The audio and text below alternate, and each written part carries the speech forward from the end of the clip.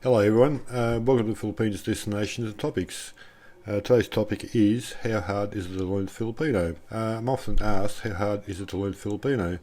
Be that Tagalog or Visayan, Cebuano, or one of the other languages spoken in the Philippines. Well, the answer is, it depends. It depends on you, more than anything else.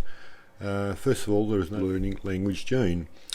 There are not people genetically better prepared to learn more than one language, but there are more people willing, dedicated and disciplined. Not that you have to be some kind of lingual commando to get fluent. Learning Filipino is somewhat easy. First of all, be grateful you don't have to learn Chinese, Japanese, Korean, Arabic, or some of the other harder languages. According to a study requested by the US State Department for the purposes of training their embassy employees in foreign languages, those above are the hardest to learn of the major languages I just mentioned. They have a different script or use pictographic characters, sets of thousands of characters. They are often multi-level, Japanese for example, or atonal, with the same word in Mandarin meaning several different things depending on the way you say it.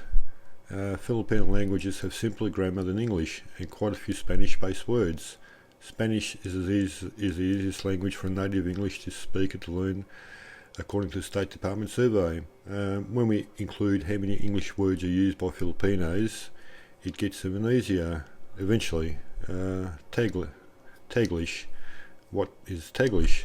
Taglish is a mix of Tagalog and English and used by more upscale Filipinos, often to let everyone know their social status.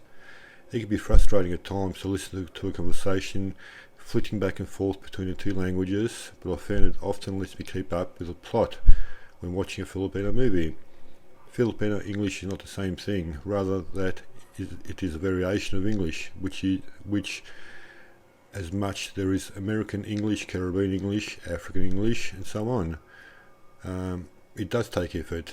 It certainly does take effort, and you have to preserve, even when you are frustrated, climbing the walls, trying to be understood, or just tired. Having to translate every word to think in one language, translate it in another, compose a sentence, and so on is very tiring. Until you get so fluent, you think in a second language, it will always be so. This is why I suggest taking your time, reading books, Googling, studying everywhere, but spending as much time as possible immersed in the new language while you're there. Every time we're living in a small town in the Philippines, for any length of time, over a month, or 2-3 weeks, any time helps, and it certainly has helped me. There aren't so many English speakers around, and I made it my business to use the language as much as possible, as often as possible. I used to try and learn a couple of new words every day, writing them on a chalkboard, a bit of paper, notepad. I usually carry my iPad, I just jot it down. I wrote out word lists, and above all else, listen carefully.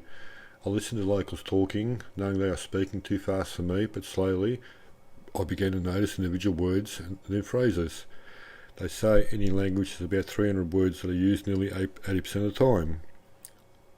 So they say. Anyway, think about which words you use the most in English, and their equivalents will be the ones to focus on first.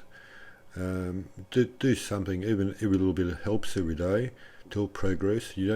And by all means, don't get discouraged. Imagine what it was like for us who are learning English for the first time, or trying to communicate between you two. Anyway, thanks for listening. Sorry about the sore throat. Please like, comment, subscribe, and see you again. Bye.